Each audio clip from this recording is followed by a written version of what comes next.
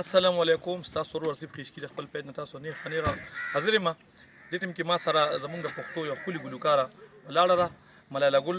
چې په ډېرو فلمونو کې هم غانې کړي دي او په ټي وي سټیج ډېر سټیجونه هم چلولي په شوګانو کې هم ډېرې غانې کړي دي هغې سره موږ ولاړو راځئ چې د هغې نه یو څو تپوسونه وکړو. السلام علیکم.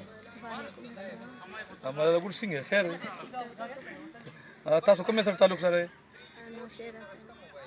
او تاسو استاد څوک دی په دې موسیقۍ کې؟ غفار استاد. او تاسو خپل فلمونو غانې یادې چې څومره فلمونو کې مو غانې کړي؟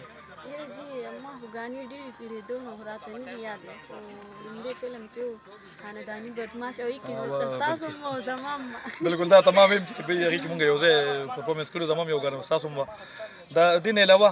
تاسو خپل فن چې کوم دی دې کې ریاسل کوئ څونه ټایم ورکوئ ریاسل ته؟ جی ریاسل ته زه خامخا 2-3 غنټې ټایم ورکوم ولې سنګینګ سره مې ډېر زیات شوق دی. اوس تاسو مونږ چینل وطن تاسو مونږ پروګرام ریکارډ کوو چوپاله د دې نه علاوه تاسو کومې نوې غانې روانې فلمونو ته نو هغه تاسو یاد دي د هغې په باره کې مونږ څه ووایو؟ جی داسې لوکل غانې مې را روانې دي او بله ورځ شاکر زیب استاد سره مې نوی فلم هغې شروع کړی نو ما ته یې ویلي ما پکې ورته غانې کوم فلم دی نوم خو ته یاد نه دی؟ نه نوم مې خو راته نه دی. اوس تاسو کومه ویډیو کړې ده هسې یو خبره ده ډېره ښکلې روانه ده او ډېر په دغه روانه نو دا تاسو فلم له ورکوئ که نه صرف مارکیټ کې راغلی بس دغسې نه بس دا داسې لوکل ښه خو ډېره مشهوره شوه خلکو ډېره خوښه کړه. څومره فنکاران زموږ اوس راغلي دي لکه فیمیل هم راغلي دي او فنکاران نور هم زموږ راغلي دي دې کې ډېر زیات لکه د موسیقۍ ډېرو خلکو کې کم هم دی او ډېر دي چې لږ خلک دي چې هغې په موسیقۍ برابر دي نو تاسو هغوی ته څه میسج ورکول غواړئ؟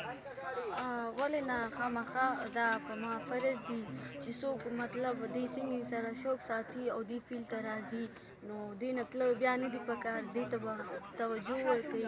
مینه محبت به ورسره کوي. لکه مثال زه به خپل ځان واچوم چې 15 کاله ما محنت وکړو او ډېر زیات شوق مې ورسره او بیا هم زه د پښتو ژبې خدمت کوم. ډېره مننه کتونکو مونږ ملالې ګل خور سره خبرې وکړې او هغې ډېر ښکلې خبرې وکړې د دوی اواز د دوی ټیلنټ ما لیدلی هم دی ډېر زیات سټوډیو کې مونږ سره اکثر فلم کې یوځای کېږي او اوس یو پروګرام مونږ وکړو په وطن چینل باندې چوپال په هغې کې هم دوی خپل پرفارمنس وکړو ډېر ښایسته غانې وکړو بیا په غانو کې دوی یو غزل وکړو هغه غزل بول چې کوم دی نو هغه زما ډېر خوښ شو. محبتونه نه په مال نه په پیسو کېږي محبتونه خو د زړه په لګېدو کېږي ډېر ښایسته غزل او زه امید لرم چې دغسې زمونږ خلک کوم چې ګوري هغوی ته دا خواست کوم چې تاسو غزل له توجه ورکړئ لکه فنکار چې غزل وکړي نو هغه اورېدونکي ډېر کم اوري د هغې وجې نه فنکار غزل بیا کوي نه نو زه دا وایم چې لکه بیا ګیله کوي چې تاسو داسې غانې کوئ چې لکه غزل یې دا نه کوئ او لکه غانې کوئ نو هغه غانې موږ په دې وجې را فنکاران کوو چې د هغې له خلک توجه ډېره ورکوي او غزل له کم ورکوي نو زه بیا هم د دې سکرین په مخامخ تاسو ته دا خواست کوم چې غزل له توجه ورکړئ تاسو غزل اورئ نو موږ ټول فنکاران به دغسې ښایسته ښایسته غزلې تاسو ته وړاندې کوو او څونه فنکاران چې دي ښکلې اوازونه شته غزل هغې کولی شي خو هغوی ته موقع پکار ده همدغسې او انشاءالله موږ به د خپل چینل په ذریعه باندې دې ته موقع ورکوو دغسې ښکلې ښکلې فنکاران راوړاندې کړو. ډېره مننه کوم.